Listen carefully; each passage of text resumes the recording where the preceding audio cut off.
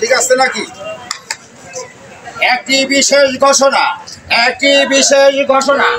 সামনে শীত আসিতেছে, সবারই তো বউ আছে, আমার তো বউ নাই। কোন দয়াবান ব্যক্তি যদি থেকে থাকেন, আমার জন্য একটা বউ জোগাড় করে দিবেন। একটি বিশেষ ঘোষণা, সামনে শীত আসিতেছে, আমার তো বউ নাই। কোন দয়াবান ব্যক্তি যদি থেকে থাকেন, আমার জন্য একটা বউ জোগাড় করে দিবেন। বিশেষ দ্রষ্টব্য,